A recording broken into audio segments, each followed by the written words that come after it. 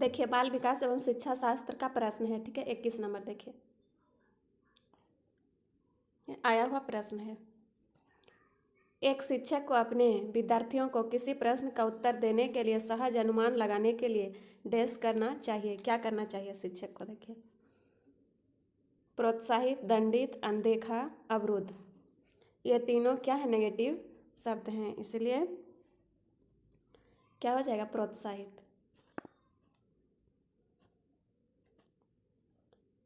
क्या होगा? प्रोत्साहित। बच्चे को प्रोत्साहित करेंगे। शिक्षक को क्या करना चाहिए? प्रोत्साहित करना चाहिए।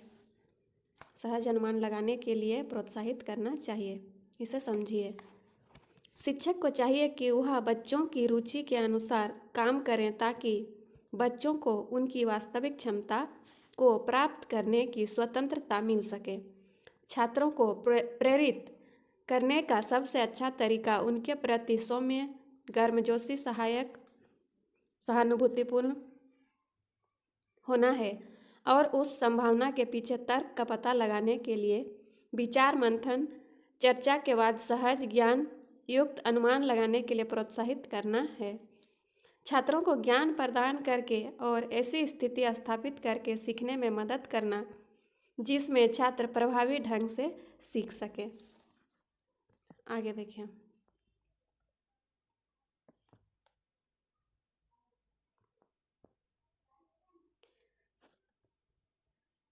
विद्यार्थियों को हाल ही में सीखे गए संप्रत्यय और विस्तारण में मदद करते समय निम्नलिखित में से किससे बचना चाहिए? किससे बचना चाहिए?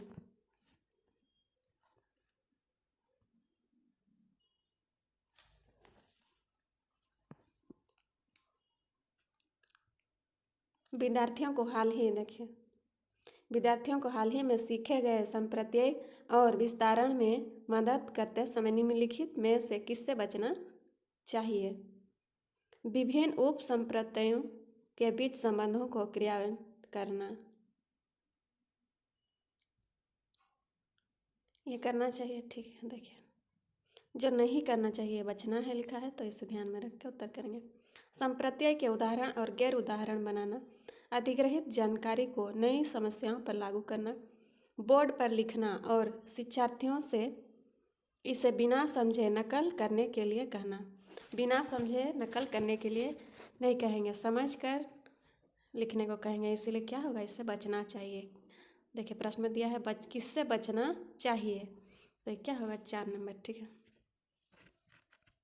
इससे बचना चाहिए। बोर्ड पर लिखना और विद्यार्थियों से इसे बिना समझे नकल करने के लिए कहना, ठीक। यदि कोई व्यक्ति व्यवहार में परिवर्तन या पूर्व में व्यवहार के अनुभव के परिणाम स्वरूप दूसरों से सीखा गया व्यवहार प्रदर्शित करता है तो इसने सीखने की प्रक्रिया आरंभ कर दिया है। अपनी विचार प्रक्रिया पर विचार मंथन करने के लक्ष्य के साथ प्रयोग या चर्चा सत्र जैसे प्रभावी कक्षा प्रबंधन प्रथाओं की योजना बनाना और कार्यान्वित करना ताकि वह अमूर्त वस्तुओं और विचारों से डरे नहीं, बल्कि इस सोच की स्थिति में आ जाए कि वह हल करने के विभिन्न तरीके खोज सके। आगे देखिए, 23 नंबर का प्रश्न, किस तरह के पाठ्यक्रम को लागू करके विद्यार्थियों की विफलता को कम किया जा सकता है? कम देखकर आंसर करना है। जो उनके सामाजिक संदर्भ से जुड़ा हो, जो अत्यधिक चुनौतीपूर्ण और जटिल हो, जो उनके दैनिक जीवन के लिए अप्रासंगिक हो, जो अमूर्त से सरल की ओर बढ़ता हो।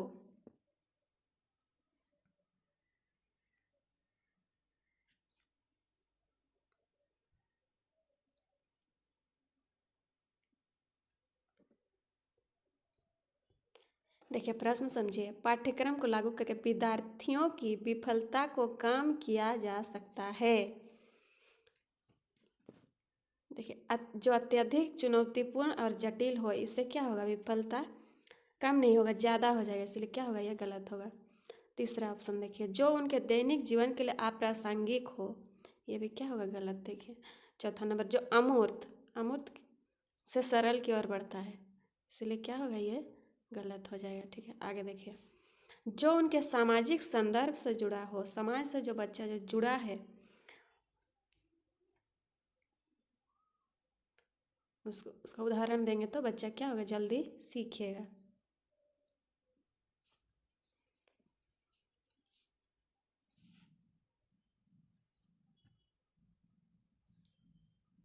वाइगत्स्की के सिद्धांत अनुभूति के विकास में सामाजिक अंतःक्रिया की मूलभूत भूमिका पर जोर देते हैं।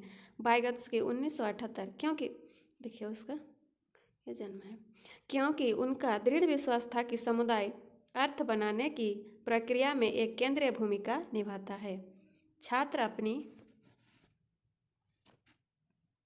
क्या होगा, जो उनके सामाजिक संदर्भ से जुड़ा हो, आंसर होगा। आगे देखिए, छात्र अपनी शिक्षा के अनुभव के माध्यम से छात्र संसाधनों और सुविधाओं के बारे में सलाह देने में सक्षम हैं और पाठ्यक्रम के अन्य पहलुओं जैसे पाठ्यक्रम सामग्री और मूल्यांकन के संतुलन और प्रासंगिकता का न्याय करने के लिए अनुकूलित स्थिति में हैं।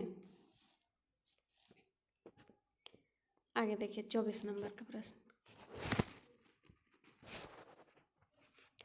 सार्थक सीखने के लिए निम्नलिखित में से क्या महत्वपूर्ण है। ठीक है, महत्वपूर्ण है, कक्षा में प्रतिस्पर्धी संस्कृति का विकास, प्रतिस्पर्धी है इसलिए क्या होगा, ये नहीं होगा। ठीक है, बच्चों के विचारों और अनुभवों को जगह देना, जानकारी को पृथक खंडों में प्रस्तुत करना, ऐसे उदाहरण देना जो सामाजिक संदर्भ से संबंधित नहीं है। संदर्भ से संबंधित रहेगा वही बच्चे को उदाहरण देंगे तो इससे बच्चे क्या करेंगे, जल्दी सीखेंगे, इसलिए गलत। देखिए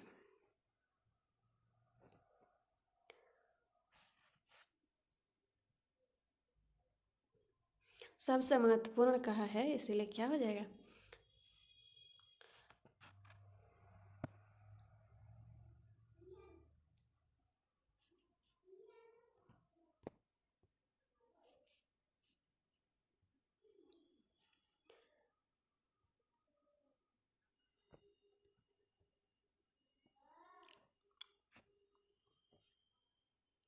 बच्चों के विचारों और अनुभवों को जगह देना, यह सही है। ठीक है, यह गलत हो जाएगा।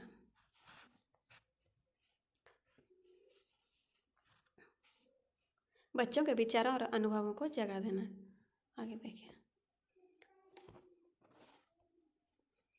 विद्यार्थियों को नए संप्रत्यय पढ़ाते समय शिक्षक को निम्नलिखित में से किससे बचना चाहिए, बचना चाहिए दिया है। देखिए, उन्हें दिए गए उदाहरणों में से सामान्य गुण खोजने के लिए कहें, उस संप्रत्यय से संबंधित गैर उदाहरण प्रस्तुत करें। गैर उदाहरण, पहले जटिल अवधारणाओं को प्रस्तुत करें और फिर सरल की ओर बढ़ें। सरल से जटिल की ओर बढ़ेंगे, इसलिए क्या होगा, ये गलत होगा। नई जानकारी को पिछले ज्ञान से जोड़ना, बच्चे जो पहले से जो सीखे हैं और अभी जो सिखाएंगे, क्लास पढ़ाते समय जो सिखाएंगे, इसे क्या करेंगे, जोड़ कर सिखाने से बच्चे क्या करते हैं, ज़्यादा इंटरेस्ट लेते हैं, ज़्यादा ध्यान से पढ़ते हैं बच्चे।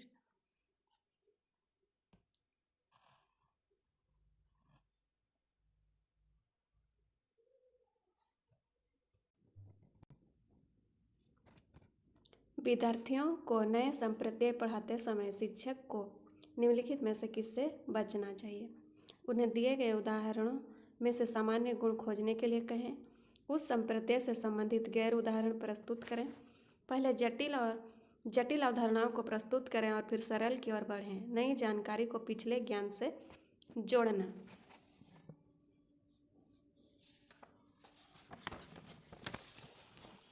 पूर्व ज्ञान पर नई शिक्षा का निर्माण किया जाता है। जितना अधिक हम इस बारे में समझते हैं कि छात्र पहले से क्या सोचते हैं और जितना अधिक हम उनकी पूर्व समझ को संलग्न करने में उनकी मदद करते हैं, उतनी ही अधिक उनके अच्छी तरह से सीखने की संभावना होती है और हमारे पाठ्यक्रमों में गैर उदाहरण संबंध सामग्री की गलत व्याख्या करने की संभावना कम होती है। क्या होगा इसमें देखिए,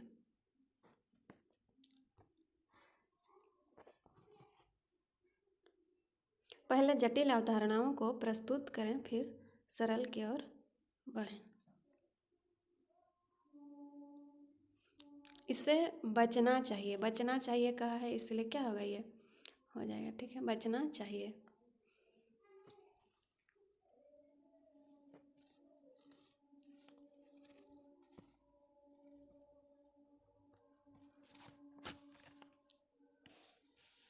विशिष्ट जानकारी के स्मरण पर आधारित प्रश्न का उत्तर देने के बाद एक विद्यार्थी इस बात पर विचार कर रहा है कि इस कार्य में किन संकेतों ने उनकी मदद की। ऐसा करने से विद्यार्थी देश का विकास कर रहा है। विलंबित नकल, अहंकेंद्रियता, अधिसंज्ञान, अति औचित्य।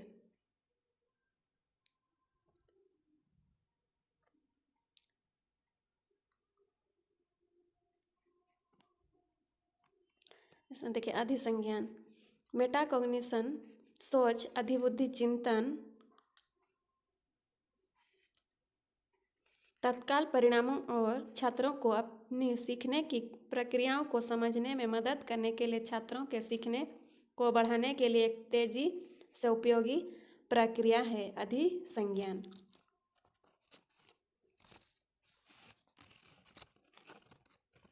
अधिसंज्ञान, आगे देखिए,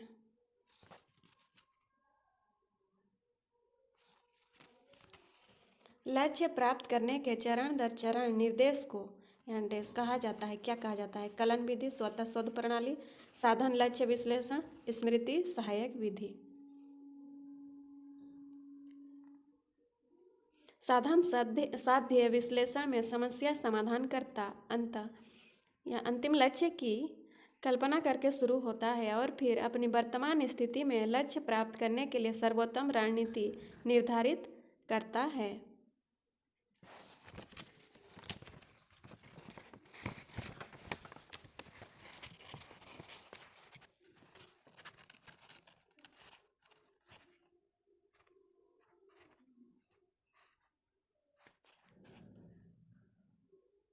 साधन लक्ष्य विश्लेषण हो जाएगा। ठीक है, आगे देखिए,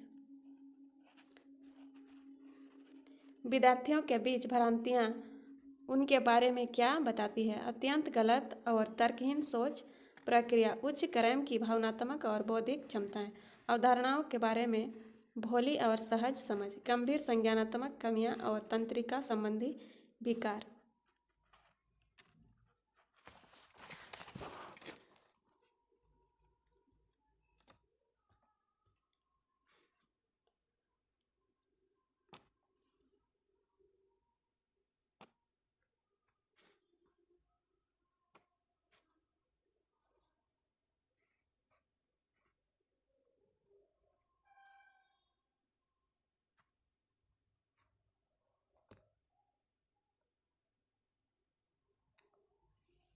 अवधारणाओं के बारे में भोली और सहज समझ, ये होगा। देखिए, ये क्या नहीं होगा, फोन नंबर देखिए, गंभीर कमियां दिया है इसीलिए ये नहीं होगा। ठीक है, तंत्रिका संबंधी विकार, भ्रांतियां और उनके बारे में क्या बताती है,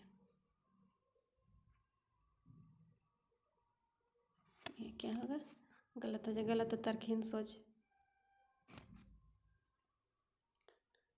इसे समझिए, सहज ज्ञान युक्त का अर्थ है बिना किसी प्रत्यक्ष प्रमाण या तर्क प्रक्रिया के कुछ समझने या जानने की क्षमता होना। छात्रों के बीच गलतफहमी अवधारणाओं के बारे में उनकी मूल और सहज समझ की प्रतिनिधित्व करती है। आगे देखिए,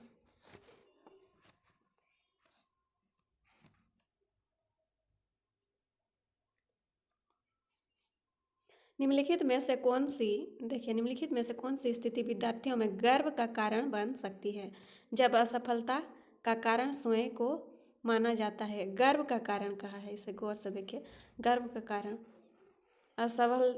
जब असफलता का कारण दूसरों को माना जाता है। जब बच्चा फेल हो जाता है दूसरों को दोष देता है, जैसे टीचर को कि सर ने पढ़ाया नहीं, तो इससे गर्व होगा क्या? नहीं होगा, इसलिए क्या होगा, ये गलत हो जाएगा। देखिए, जब सफलता का कारण स्वयं को माना जाता है,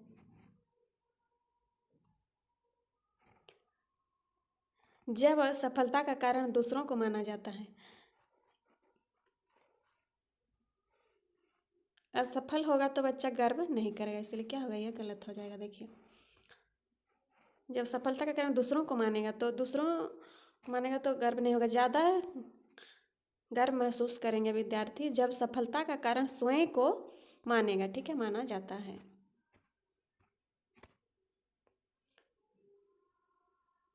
जब सफलता का कारण स्वयं को माना जाता है तो विद्यार्थी में गर्व का कारण बन जाती है, ठीक है, विद्यार्थियों में गर्व का कारण बन सकती है। आगे देखिए, निम्नलिखित में से कौन सा कथन आंतरिक प्रेरणा का उदाहरण है? आंतरिक प्रेरणा, मुझे पढ़ाई करनी चाहिए क्योंकि यह संप्रत्यय की समझ बनाने के लिए जरूरी है। संप्रत्यय की समझ बनाने के लिए जरूरी है, इसलिए मुझे पढ़ाई करनी चाहिए। आगे देखिए, पूरा देख लेते हैं, उसके बाद आंसर करेंगे। मुझे शिक्षक द्वारा दंड से बचने के लिए अध्ययन करना चाहिए। ये तो आंतरिक प्रेरणा, ये क्या हुआ, बाहरी हुआ, इसलिए क्या होगा, ये गलत हो जाएगा। दंड से बचने के लिए ये बाहरी प्रेरणा है, ये गलत हो जाएगा, इसलिए ठीक है। मुझे प्रतियोगिता में प्रथम स्थान प्राप्त करने के लिए अध्ययन करना चाहिए। प्रथम स्थान प्राप्त करने के लिए क्या कर रही है लड़की, पढ़ रही है, इसलिए क्या होगा, ये गलत हो जाएगा। ये भी क्या है, आंतरिक नहीं, बाह्य प्रेरणा है। आगे चौथा देखिए, मुझे अपने साथियों से प्रशंसा और प्रभुत्व प्राप्त करने के लिए अध्ययन करना चाहिए। साथियों से प्रशंसा, यह भी क्या हो, बाह्य प्रेरणा है। तो आंतरिक प्रेरणा क्या है, मुझे पढ़ाई करनी चाहिए क्योंकि यह संप्रत्यय की समझ बनाने के लिए जरूरी है, इसलिए क्या होगा, आंतरिक प्रेरणा होगा, ठीक है।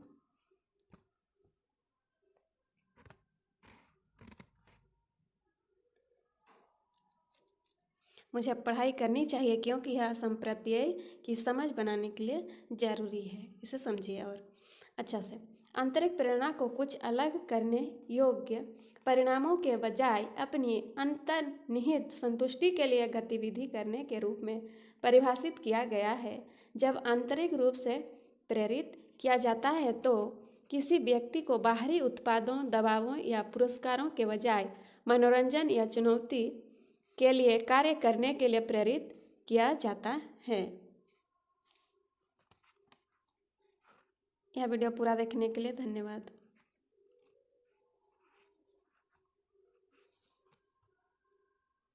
सब्सक्राइब करें, लाइक करें, सब्सक्राइब करें।